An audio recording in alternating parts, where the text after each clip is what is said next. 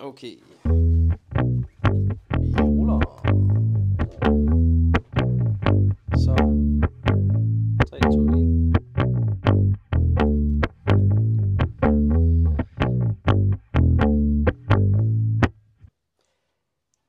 Goddag og velkommen til Bits & Business. Det er Michael her, og med mig i studiet er det så Thomas, vores helt nye vært. Ja, det er en ny stemme, der tager over for Christian i denne sæson.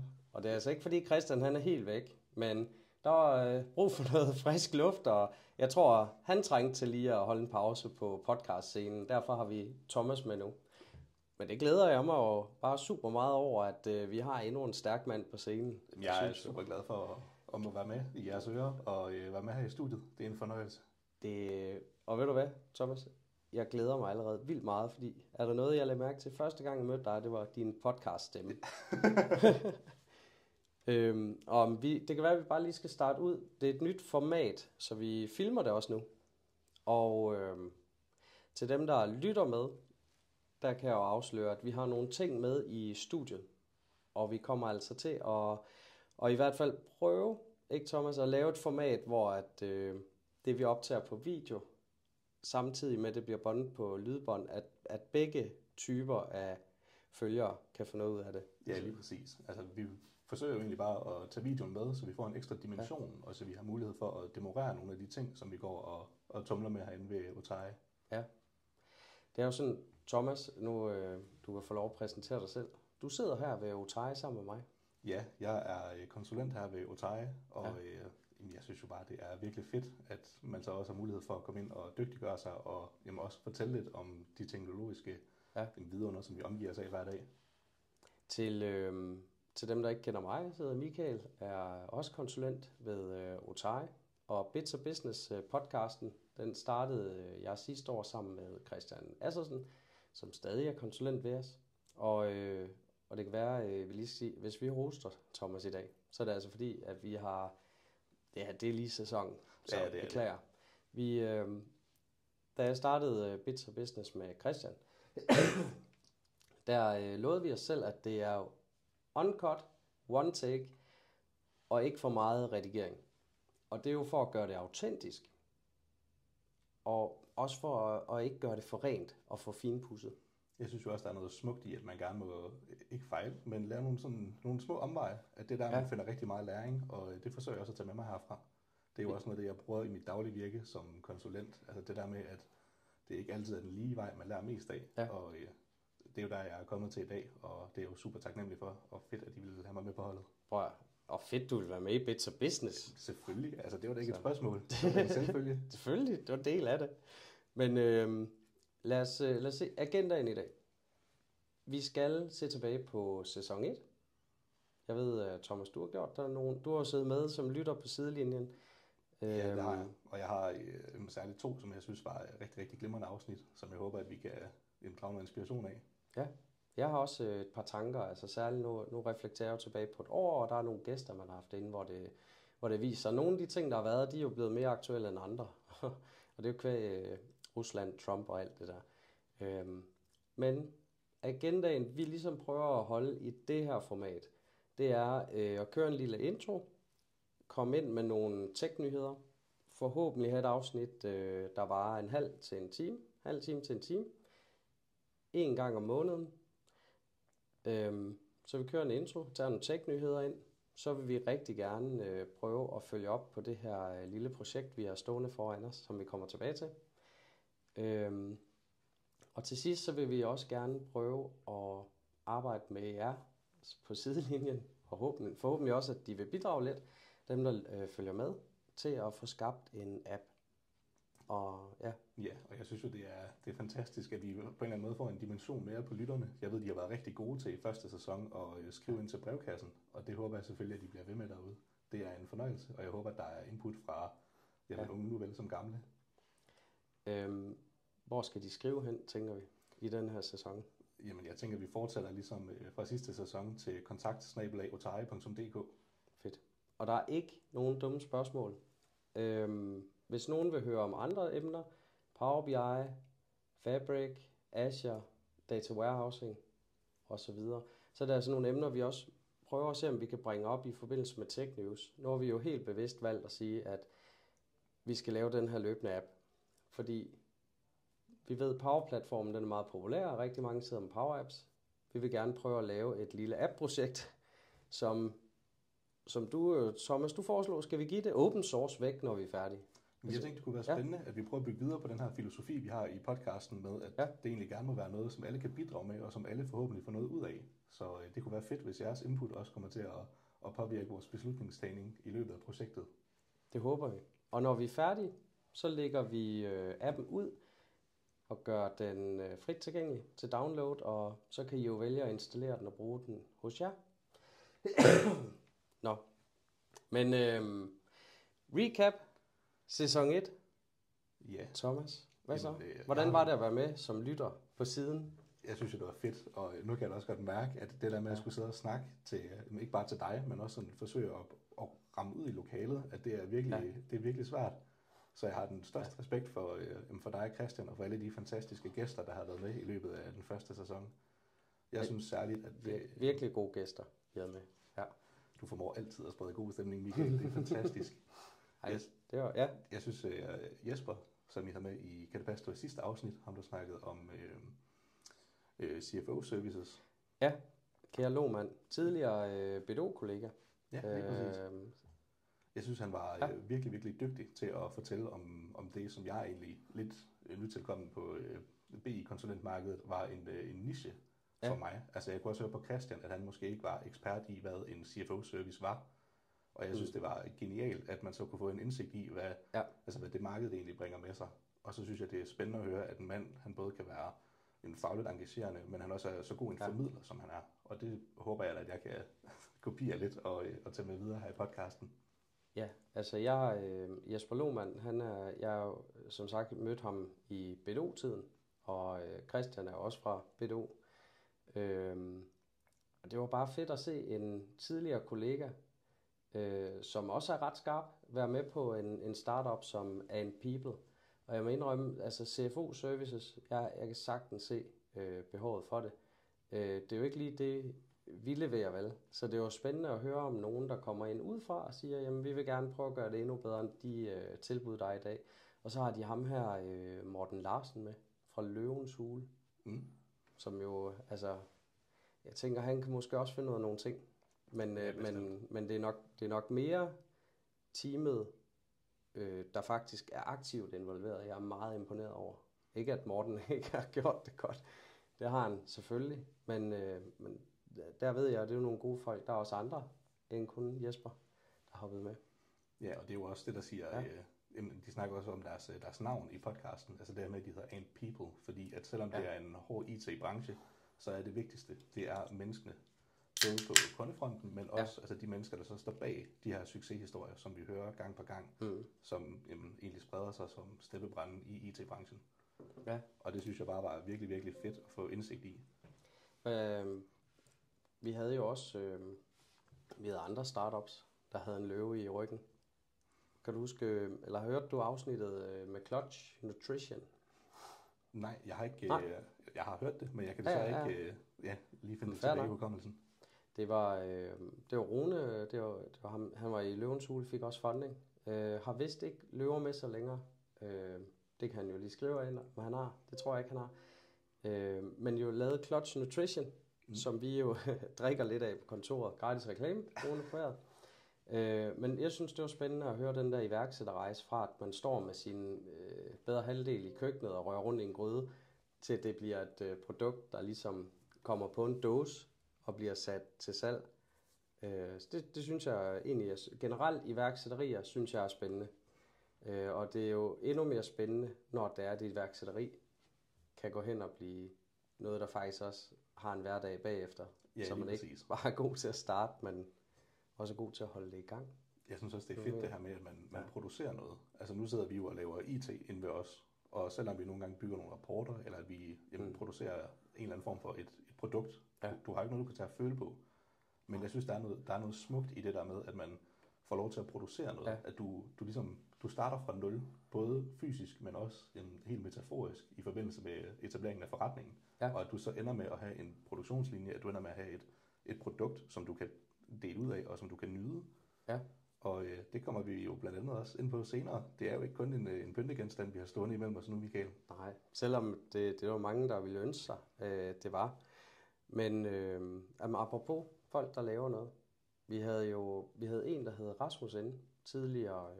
Jeg kender ham igennem, han har været ansat ved Panserglas.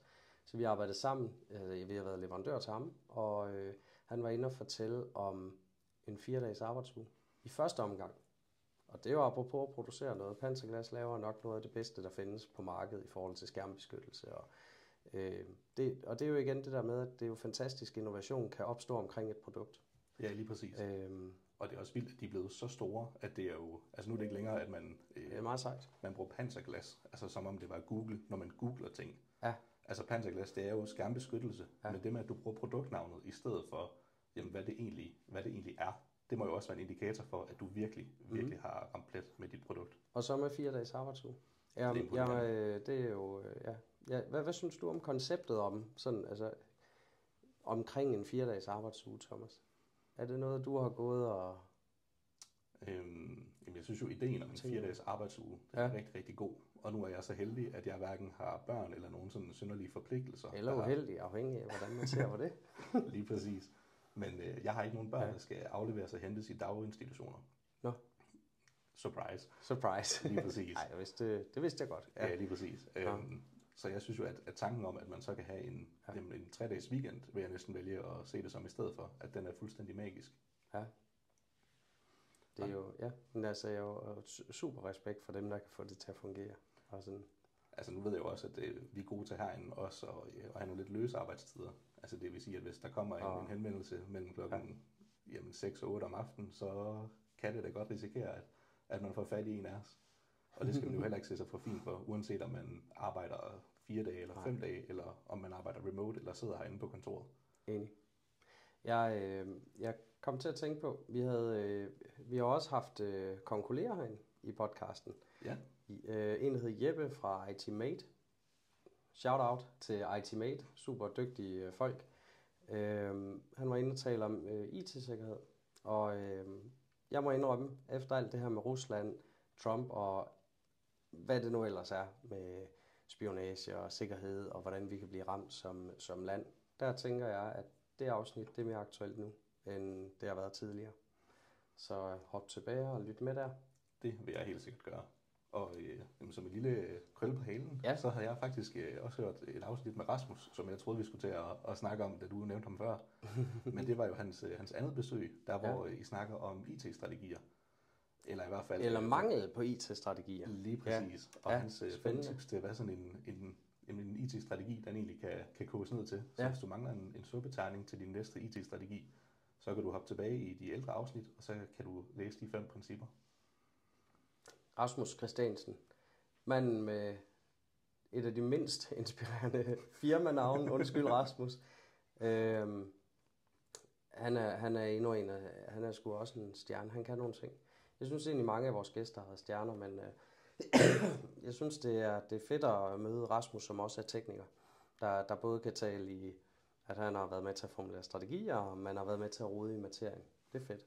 Men så er det også klart, at han hælder mest til, at man skal have en næsten aristokratisk ledestil. Altså det her med, at man skal have nogle fagligt kompetente personer til at sidde i ledelseslagene, så de kan være med til at influere og give en anerkendende ros, hvor der også er noget teknisk belæg for det. Og det synes jeg også, I er vanvittigt dygtige til herinde, Michael. Det gælder både dig og Søren og Alex. Altså det der med, at... Det er du selv, Thomas. Hvor du sidder. Du smiger. Jeg bliver helt rød på kameraet. Og så synes jeg, at Christian var rigtig glimrende til for eksempel at inkludere Tivolis 3-metersregel.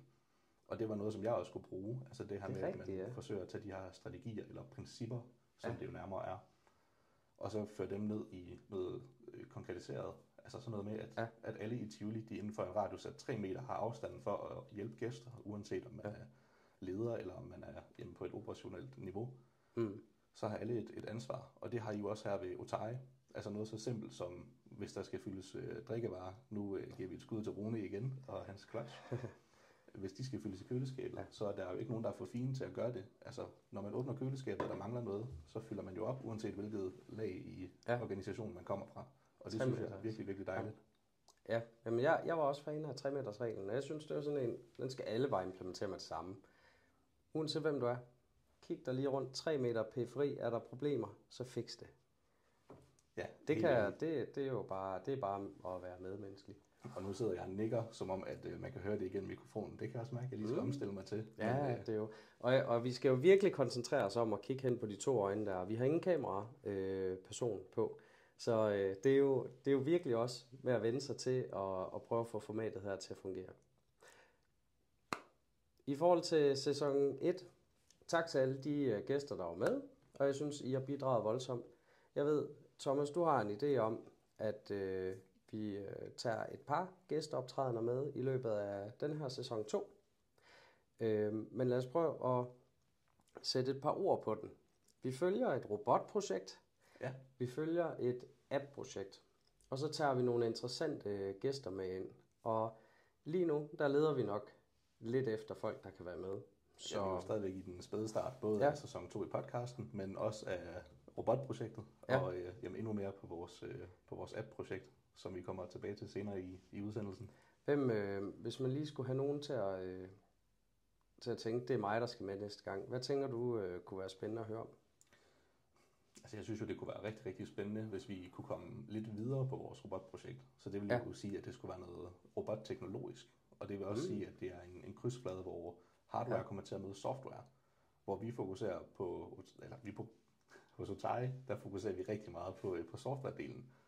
Og der kan vi godt måske bruge en lille hånd til, hvordan man for eksempel automatiserer nogle processer, eller arbejder med nogle sensorer. På sådan en fysisk fætter her. Ja, lige præcis. Med det sagt, så lad os hoppe videre. Tech News. Ja, det er jo noget nyt en i helt Business. En helt ny sektion, ja. Hvor vi tør vi næsten at sige noget om tech-nyheder. Altså. Ja, og tech-nyheder, det er jo jeg har lyst til at sige en spændende størrelse. Fordi tech-nyheder, det kan jo både være noget rigtig, rigtig lavpraktisk. Det kan være noget, hvor vi sidder og diskuterer, måske ikke helt ned i kodning og scripts, men det er i hvert fald noget, som involverer en eller anden grad af teknologi. Og det kan både være noget, vi ser ude i samfundet. Nu nævnte du selv før, at den konflikt, der er nu med den geopolitiske konflikt, at det er noget, der er i højsædet. Ja. Og det er faktisk også et af de indslag, jeg har taget med til Tech News i dag. Fedt. Det glæder jeg mig til at høre om. Det er jeg glad for, Michael. Ja, hvad formatet er, vi skiftes lidt til de her Tech News. Ja, lige præcis. Du har taget en med i dag. Jeg har taget en nyhed med i dag, og det er ikke fordi, den bliver sådan super lavpraktisk. Det er lidt mere for at sætte nogle tanker i gang, og fordi at jeg synes, at den spejling, vi har i USA, den er rigtig, rigtig spændende, og den har jo ikke været mere aktuel de sidste næsten 70 år, har jeg lyst til at sige, end den er nu. Og det er simpelthen, at man i USA helt op på det her DOGE-niveau, altså som er Department of Governmental Efficiency. Okay, ja. Som egentlig skal prøve at se, om man kan skære i de offentlige omkostninger i USA. Ja. De vil rigtig gerne prøve at se, om de kan implementere AI som et styringsværktøj, blandt andet til mødediktering og til at lave en masse administrativt arbejde. Og det er jo vældig populært med AI, og det er en industri med rigtig mange midler i. Og vi vil i Danmark, både på et regionalt og på et kommunalt niveau, også rigtig gerne prøve at se, om vi kan få noget AI ind over det. Og jeg ved, at Copilot det er ved at blive implementeret i flere af de store kommuner i landet. Men jeg ved ikke helt, om vi rigtig er klar til det. Fordi som en mand, som har en begrænset berøringsflade med ChatGPT og med Copilot, så synes jeg, man skal kunne bruge de her chatværktøjer, de store sprogmodeller rigtigt. Ja. Altså man skal næsten vide, hvad man skal spørge den om. Så du skal have alle brikkerne i puslespillet, undtagen den sidste, der fuldender billedet. Og jeg ved ikke, om vi er teknologisk modne til at kunne tage imod en AI-implementering på så stort et område. Og så det er spændende tænkt. Ja, det synes jeg nemlig også. Det er en god tanke, det der. Og det er jo ikke, fordi det er sådan super teknisk. Og nyhedsværdien, der er jo sikkert nogle principper, hvor jeg falder på halen over det her, fordi det ikke helt er en gennembragende nyhed. Ja. Men jeg synes, at set i lyset af de her geopolitiske vanskeligheder, at der er det jo spændende at se, hvor AI så trækker os hen. Fordi vi har jo blandt andet DeepSeek fra Kina, som jo er... DeepSeek, eller hvad? DeepSeek, ja, tak. Ja. Som har taget markedet med storm, og som virkelig har blæst alt bagover. Ja, det er jo meget det der med omkostningerne, der var i det. Ja, lige præcis. Ja, men spændende. Altså det der, Jeg har jo den der grundholdning til, jeg tror, AI's største udfordring i dag, det er, at der skal være en til at validere outputtet. Nu tænker jeg lige, nu nævner du selv USA. Elon har nævnt, skrev det, at det her med, at de offentlige ansatte er blevet bedt om at sende et par bullets på en mail om, hvad har de formået den seneste uges tid. Og der har Elon så været ude og melde, at man vil jo selvfølgelig læse de her mails igennem med en AI, og så finde ud af, hvad for en position, der kan spares væk. Altså hvilke stillinger giver ikke mening. Og der kunne jeg ikke lade være med at tænke, at hvis min tese den holder om, at en af de største udfordringer med at bruge AI, det er, at du skal vide bare lige lidt om det, du får tilbage, det er ren bullshit, eller hvad det er. Jamen, så har man Elon og Trump nok 0 chance for at vurdere, om en stilling er obsolet på baggrund af noget AI-feedback. Ved du, hvad jeg mener? Ja, jeg er helt enig. Og det var også essensen af det her, fordi Doge, det bliver ledt af Elon Musk, så han sidder faktisk i førersædet og har det overordnede ansvar for at implementere de her nedskæringer i de offentlige udgifter. Ja. Så der rammer du hovedet på sømmet, Michael. Man skulle tro, du havde læst den samme artikel. Ja, i hvert fald fuldt med nyhederne. Det er spændende. Godt perspektiv på det, synes jeg også, Thomas. Og du har ret, DeepSeek, selvom det var kinesisk, og jeg ved, der har været de her jokes, memes på nettet, hvor det er, at man prøver at stille DeepSeek nogle... Jesus Christ. Jamen, det er så sådan, hvor man lige stiller nogle spørgsmål, som den kinesiske regering nok ikke ville synes var det fedeste at få svar på.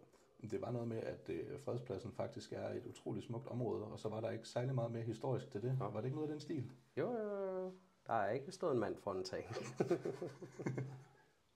Men ja, det er jo også nogle af de ting, man tager med sig, når man vælger at bruge AI og de her store sprogmodeller. Ja. Det er jo, at der et eller andet sted er en black box forbundet med det. Ja. Og jeg ved ikke, om man i det offentlige og i Danmark, eller i USA for den sags skyld, om man overhovedet har gjort sig nogle af de overvejelser, som er nødvendige for at implementere det her og rulle det ud, når det er sådan nogle, det bliver implementeret i beslutningstagningsprocesserne. Og det tror jeg bare får nogle konsekvenser, som vi først rigtig forstår omfanget af, når vi kommer nogle år ud i fremtiden. Når vi er på AI. Og jeg vil gerne stille udfordringen igen. Der er stadigvæk ikke en eneste, der har vist mig en AI-chatbot, der giver et godt resultat.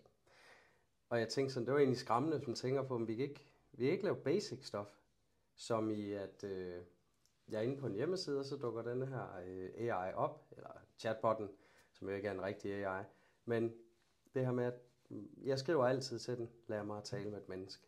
Fordi jeg ved jo, når jeg kontakter den, og det er nok bare mig, der er gammeldags, men når jeg kontakter den her chatbot, eller prøver at få fat i firmaet bag, så er det ofte, fordi jeg har prøvet, Google, FAQ'en, diverse forer, hvad der ellers ligger, YouTube osv. Ja, lige præcis. Jeg vil gerne udfordre seerne, lytterne. Send os lige et link til en chatbot, der faktisk fungerer. Ja, og chatbots, de er jo også, for mit vedkommende i hvert fald overflødige, men jeg tror også, det er fordi, at vi måske kvæg vores fag og interesse i teknologi, at vi så måske er nogle af de superbrugere, eller hvad man skal kalde det, når det nu bare er en hjemmeside, grænseflade, man møder. Ja. Men der sidder jo også nogen derude, som måske ikke har de samme færdigheder og kompetencer, som hverken du og jeg, eller vores lyttere, og nu også seere. Så jeg tror også, at det får at favne bredere, men du har helt ret. Ja. Altså, jeg har heller ikke mødt en chatbot endnu, som har kunne bistå mig, eller sådan hjælpe mig med at besvare på nogle spørgsmål, som hjemmesiden i sig selv ikke har kunne svare på. Ja. Og så er det en kamp altid at blive trukket igennem 3 spørgsmål, og så skal man alligevel finde sin telefon frem for at komme i kontakt med en medarbejder. Så jeg synes, den der chatbot, den bliver lidt overflødig, selvom der selvfølgelig nok er en god intention med den. Ja, der er jo intentionen om at kunne servicere kunder 24/7, og at der ikke sidder en medarbejder. Til gengæld så vil jeg gerne give et shout-out til den bedste chat-support, ikke chatbot, men chat-support, jeg nogensinde har oplevet. Og hvem er det, der har den? One.com. Ja. Det er helt brilliant, den måde, de har sat det op på. Det er super genialt. Du får hjælp inden for 10 minutter, og så er du videre. En anden plads, tæt førsteplads, Secret Lab, ved du hvad, Secret Lab? Ja, det er jo blandt andet de skrivebord, vi har herinde, som jeg er kæmpe stor fan af. Super gode skrivebord. Det er så lækkert. Høj kvalitet, og så synes jeg, at altså, det hele det bare fungerer så godt. Helt enig. Ja. Hvad er det, de gør rigtig godt? Der er ikke... Det var der i hvert fald ikke sidst. Jeg skulle have helt. Det kommer fra Polen af. Og det er sådan, man køber lidt tilbehør og så et bord. Så der er ofte sådan en magnetpakke eller et eller andet lille tilbehør, der altid kommer i en anden UPS-forsendelse. Og de har bare altid styr på det i den chat der. Og du rammer ikke en eller anden robot inden. Altså det er faktisk, det er sjovt nok, så den gode oplevelse der, det er det mennesket, jeg bare ramt med det samme. Ja. One.com, de er lidt begyndt på det der, med at have en robot lige inden mennesket. Men det er virkelig et tyndt lag, vil jeg sige. Så du skal ikke krasse ret meget for at komme ind til en med puls. Altså. Så shout-out til de to. Jeg mener, mange kan lære det. Så håber jeg, at vi også har nogle polske lyttere, der forstår dansk derude. Så Secret Lab, de også får lidt goodwill. Så jeg ønsker, at jeg havde et polsk shout-out med at sige, tidligere kollega ved bestseller Marcin, der var en af Pivo, ikke? Ja. Ej, det er fantastisk. Men skal vi ikke prøve at dykke ned i robotten? Den flotte... Lige nu er det jo egentlig bare en pyntegenstand, fordi den kan ikke så meget andet, end at den ser godt ud. Omvendt salatskål. Lige præcis. Ja. Vil du ikke fortælle lidt om, hvad det her er for et projekt, Michael? Jeg ved, at du har glædet dig som et lille barn til fredagslæg med at få lov til at løfte sløret. Jeg synes jo, den er smuk, og dem, der ved, hvad det er, vil jo også synes, den er smuk. Så jeg tror, du siger det meget godt, Thomas, med, at der er den her, der er jo noget fascination i spændingsfeltet, hvor det er, vi ser software udmønte sig i nogle fede hardware-løsninger. Og så er der også tidspunkter, hvor at nørder, som vi jo nok er lidt, simpelthen bare har brug for en udfordring. Helt enig. Og det med nørder, det er selvfølgelig en stærk underdrivelse. Det er i hvert fald, det er i hvert fald en eller anden form for drivelse. Men ja, det vi har her, det er 3D-printet. Jeg tror, vi skal starte der. Ja.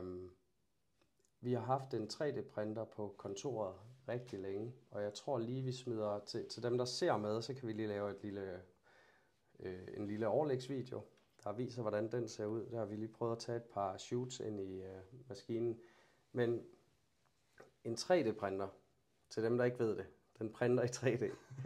Så den har noget materiale. Jeg tror faktisk, jeg har noget med her. Lige pas på, at vi ikke taber dem, der lytter med.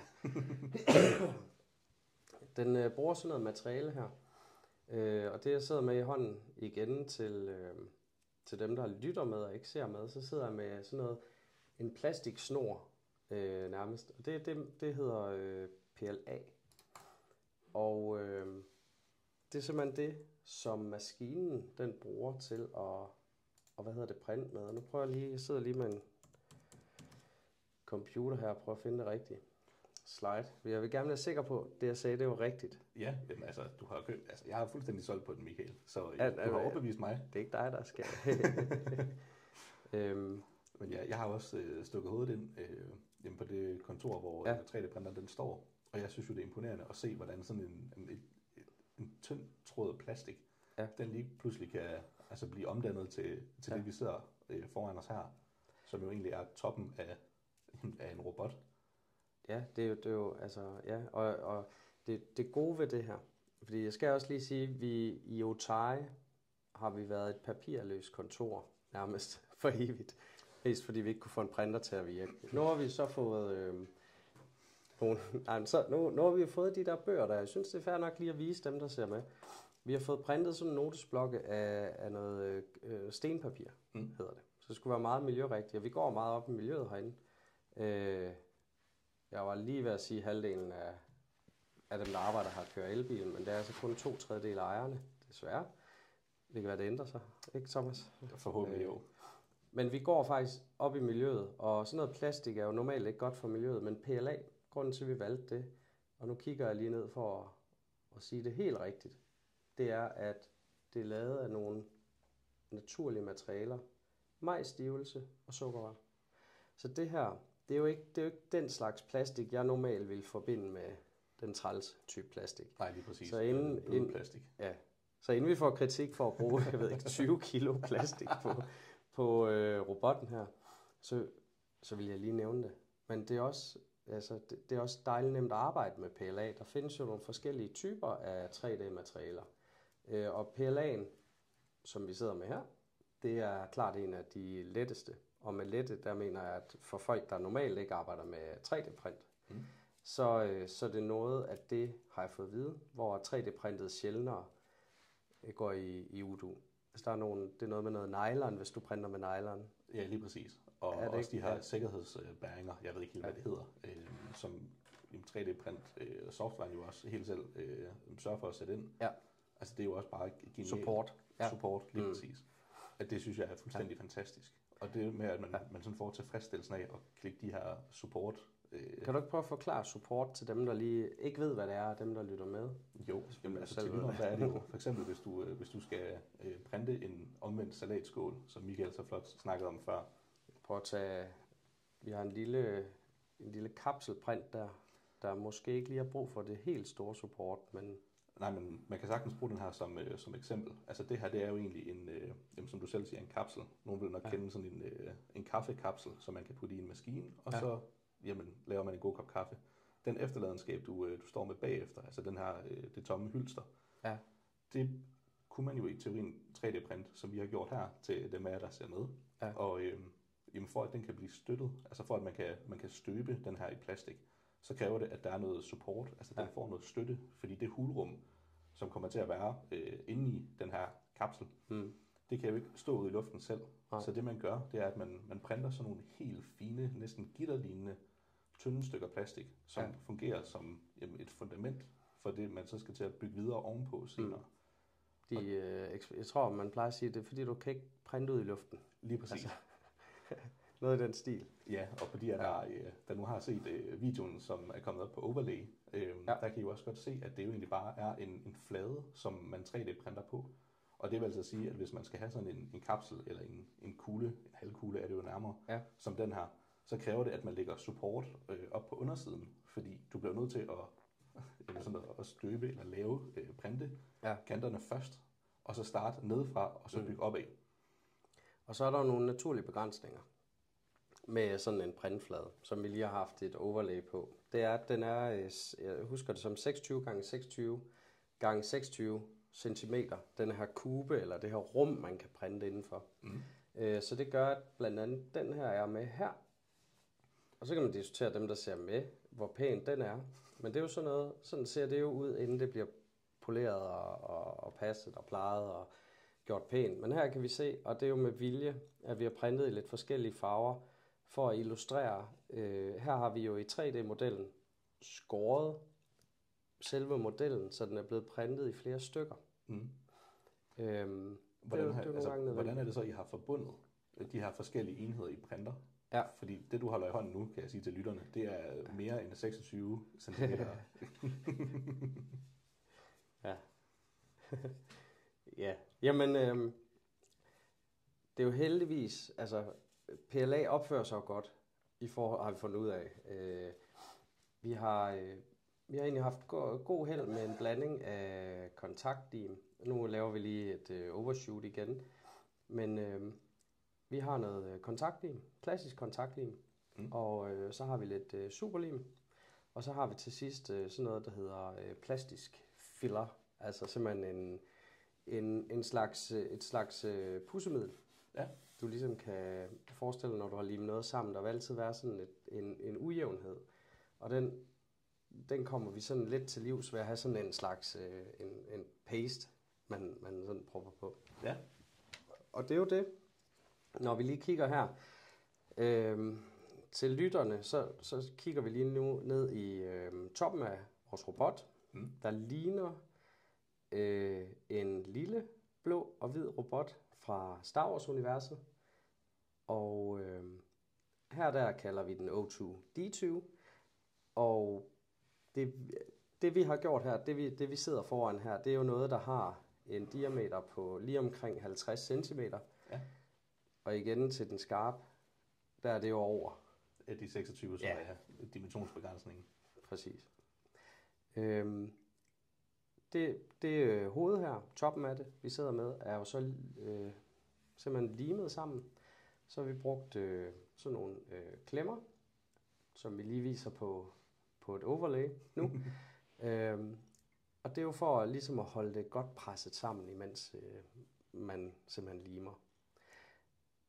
Og til sidst, så selvfølgelig når vi har, i hvert fald når det gælder hovedet her, og processen omkring at samle sådan en 3D-model, jamen så sliber man det, og så, jamen, du var med ude og hente, det hedder filler, altså sådan noget, noget spraymaling. Ja, lige præcis. Ja. Og det er særlig godt egnet til, at det var mere slibart, var det ikke sådan? Jo, lige præcis. Ja. Så det er også rigtig vigtigt, det er ligesom, når du snakker om de her fillers, altså det her med, at der kommer til at være for eksempel nogle limrester, eller der kommer til at være en lille flade, som måske ikke er knivskarp. Ja. Og det kan man så forhåbentlig redde med de remedier, som du snakker om nu. Og det gør jo også bare, at når den har fået den her det sidste finishing touch, at så bliver det bare et virkelig, virkelig fantastisk produkt, man sidder med i hånden. Altså, jeg synes jo, resultatet af det, der er blevet printet nu, det er virkelig, virkelig godt. Og det er jo ikke engang helt færdigt endnu. Jeg er enig. Jeg er meget overrasket. Der er ikke nogen af os her, der har prøvet at lave en 3D-printet robot før. Slet ikke en, der er over 1 meter høj. Og den skal selvfølgelig med ud på nogle besøg rundt omkring, må vi se. Hvorfor skulle vi tage en 3D-printet robot med på besøg? Altså, hvad er formålet med robotten? Jamen, det er nørd. Det er for det der mellem fingrene, altså fordi det er i hvert fald i min optik, den er sjov. Jeg synes, den kendetegner os godt inde ved Otai. Altså det her med, at det må godt ikke alt sammen handle om arbejde. Men når det gør, så må vi også gøre tingene godt. Altså så det bliver fedt. Og det kan jeg genkende til alt, hvad du siger der, Michael. Det er lidt ananas i egen juice, tror man siger på LinkedIn. Men det er jo det, der gør, at sådan en som den her, er ikke drevet af noget. Det er jo ikke noget monetært, der driver det her. Det er noget, nogle af medarbejderne, dig, mig, Oliver, Søren, nogle af de andre også synes, er spændende at drive i mål. Helt bestemt. Og så, nu snakkede vi jo også om i starten af afsnittet om, at vi gerne vil have nogen, der havde forstand på noget robotteknologi. Ja. Så bare fordi vi selv kan printe, altså det der så egentlig bliver det, jeg har lyst til at sige det fysiske, altså det her skelet, som robotten jo egentlig er, så har vi jo stadigvæk brug for at putte noget, jeg har lyst til at sige indmad ind i den, men der skal jo noget hardware ind i den, som skal kodes og programmeres, og så det får noget funktionalitet. Ja, lige præcis. Og hvis man så lige skal prøve at skitse op her, nu prøver jeg lige at logge på. Jeg tror bare en anden gang, så skal jeg ikke... Jeg tror en anden gang, så skal jeg lige sørge for, at den ikke går på standby-computeren. Man skulle tro, du har lavet det her i et helt år, eller i hvert fald en sæson inden. Man skulle tro, du havde prøvet at lave podcast før, ikke? Ja. Ej, men Thomas, kan du ikke prøve at forklare ambitionen med den her? Hvor er det, vi skal ende henne? Jamen, i det her? Udover at det her, det jo er en fantastisk øvelse, selvom du siger, at det ikke har noget med vores direkte arbejde at gøre, og der ikke skal komme noget sådan en decideret output ud af det, i hvert fald fra et forretningsperspektiv, så har det her jo også været en samarbejdsøvelse. Fordi vi har jo alle sammen skulle bidrage med det, vi kan bidrage med, i forbindelse med det her lemme, vi sidder med foran os. Altså det her robot-topstykke. Og på et tidspunkt, så skal der også til at lave sådan nogle scripts, der skal til at komme noget funktionalitet ind i den. Og der kræver det jo også, at man snakker sammen, både på tværs af kontoret, men også med eksterne interessenter, eller hvis der nu i indbakken skulle sidde en robotteknolog, som synes, det kunne være mega spændende at bidrage lidt til tilvejeblivelsen af den her robot. Det vil vi sætte pris på. Det er faktisk også hvis man skulle lige ønske en interviewer, så måske en, der havde lyst til at kigge lidt på, hvordan vi får de her motorer til, dimensioneret rigtigt til robotten, fordi det er en klar ambition her, som du også er inde på, Tom. Den skal være fuldt funktionsdygtig, 1 til 1. Lige præcis. 2 skala, og så AI. Ja. så er vi hjemme. Og det skal vi følge i løbet af den her sæson. Det bliver virkelig spændende. Også at vi får sådan nogle løbende opdateringer på, hvordan det går med projektet. Ja. Og så var jeg fuldstændig blown away over, at I fortalte mig, at den skulle være trådløs. Og jeg ved ikke hvorfor, men jeg havde jo forestillet mig, at det skulle være sådan, hvor... Sådan en med ledning i, eller hvad? Ja, fordi i mit hoved, der er en robot, det er jo sådan en, der kræver strøm. Ja. Så det blev også sådan lidt futuristisk, og jo bare endnu vildere at være med i den proces, hvor vi skal prøve at se, om vi kan få batterikraft nok ned i den her robot, til at den kan køre uden at få en fast strømkilde. Der er jo nogle... Ja, det er spændende udfordringer, og hvordan vi lige løser den, det ved jeg ikke. Jeg er på brainstorm-stadiet, der er jeg ude i, at en robotstøvsuger, den kan skulle finde sin ladestation, så må ikke O20 her også kan det. Tiden den flyver afsted, Thomas. Det gør den i godt selskab. Præsentation, løbende, app. Hvad gør vi? Hvad er first step i at få lavet, hvis vi lige skal hoppe videre fra robotprojektet? Og det skal vi nok holde jer ajour på. Kommer til at handle rigtig meget om denne her, hvordan vi programmerer den og alt det der. Men vi skal også lige have lidt business ind i. Og denne her app her, hvad er step 1? Jamen step 1, det er jo også at finde ud af, hvilken slags app vi skal have sat i søen. Så vi skal have gang i vores lyttere, vi skal have gang i seerne derude, og så skal vi høre om... Jeg satte bare musik på til dem, der undrer sig over talepausen. Jamen, det er jo også nyt for mig lige pludselig at have musik i ørerne, mens jeg snakker. Ja. Men vi skal have gang i lytterne og seerne, og så vil vi gerne høre, om I hælder mest til en CRM-app, eller om I hælder mest til en HR-app. Og jeg synes, der er stor værdi at hente i begge de her apps, og så kunne det være spændende at høre, om der er nogen derude, som kan bruge den her open source app, som vi kommer til at release på et tidspunkt, om de har en præference. Skriv til kontakt@otai.dk med, om det skal være en mini-CM-app eller en HR-app, vi skal lave. Lige præcis. Vi tales ved. Tusind tak for i dag.